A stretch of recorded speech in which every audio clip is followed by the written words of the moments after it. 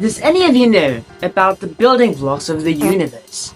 Well, in science, you might say that it's atoms. Whilst you might be right, they are particularly something much more microscopic and much more smaller. So, as we all know, inside atoms there are three main components, which are the nucleuses, which contains protons and also neutrons, and the outer layer, which is the shell, which is made from electrons.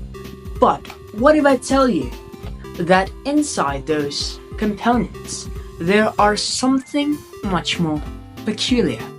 Now these peculiar things, they are called the elementary particles.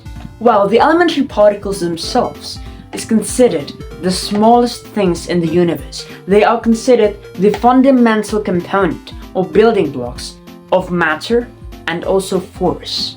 So there are no more smaller things than them in the universe.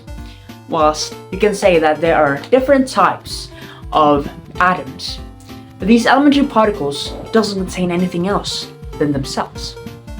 Whilst atoms contain electrons, neutrons, and protons.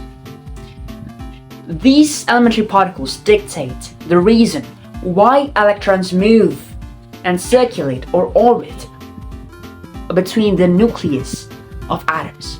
And why do atoms have mass? Okay, so I'll tell you something else. These elementary particles, they are categorized into two main components. The first being fermions and the second being bosons. Okay, one thing about fermions is that they are what dictate matter. In regards of boson, they are what dictate what you call force. Yes, so if you ask me what actually creates neutron and proton, well, they are fermions. Now, what dictates the reason why electrons move or orbit through the nucleus of atoms? They are bosons. Now, as I mentioned before, fermions are what dictates and creates matter. Okay, so fermions are split up into two components. The first is quarks. Now, you may already heard of quarks because it's quite popular from the two. And the second, leptons. And you already know what lepton is because in atom there is one lepton, you know, which is electron. Okay, so first I'm going to explain to you what quark is. So quarks are the fundamental things that actually have charge. They create neutrons, protons, and also other types of hadrons that creates matter in this existence of the universe. Now, quarks themselves are divided into 6 parts and 3 generations, each generation containing 2 parts of each part. Okay, so the first generation is up and down. The second generation, strange and charm. And the final and third generation is the top and bottom. Okay, now leptons. Leptons themselves are also matter, but they do not experience strong force from the boson. Okay, so they are also divided up into 6 parts with 3 generations. The first generation being electrons and electron neutrino. The second generation being muon and muon neutrino. And the final generation is tau and tau neutrino. Okay, so that is what leptons and quarks are, or what you may call fermions. Next part is what you may call the bosons. Okay then, now let's get into the bosons. Bosons are what you consider the big dogs, because bosons, you cannot observe them. Now, as we all know now, fermions are what dictates matter. So that means bosons are what dictates, yep, you're right, mass, electromagnetic force, and also force themselves. For example, the gravity that we all feel right now is because of the boson. Why we have mass and why there are weights to every single object is because of bosons. and the light that we all know see because of bosons.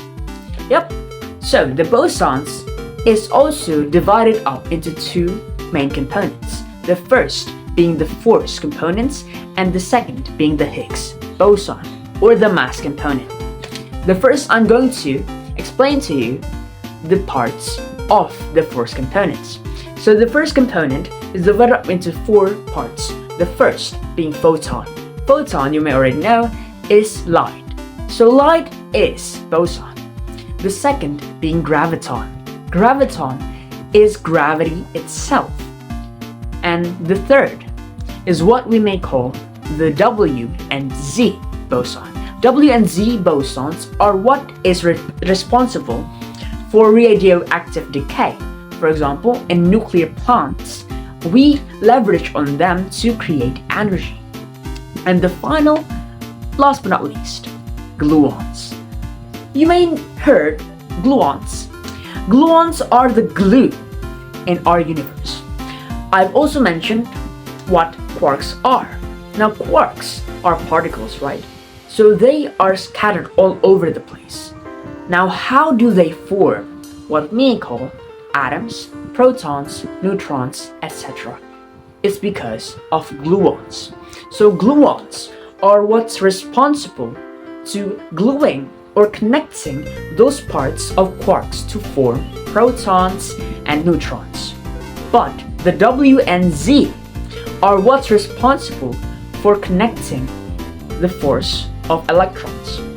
So those are the bosons of force. The second, the boson of mass.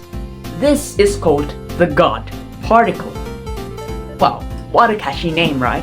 So the God particle, or what we may call Higgs boson, is the particle that gives mass into everything. The reason why I'm wearing glasses and why these glasses have mass is because of the Higgs boson. The reason why when we pick up items we feel the mass because of Higgs boson. So every time we think of why do people have mass, why do things and particles have mass, it's because of Higgs boson. Now you know, now we all know the reason and the actual components behind atoms and why we all are intertwined and interconnected into this world of existence. Thank you for giving me your time, and yeah, I hope you can see the next part.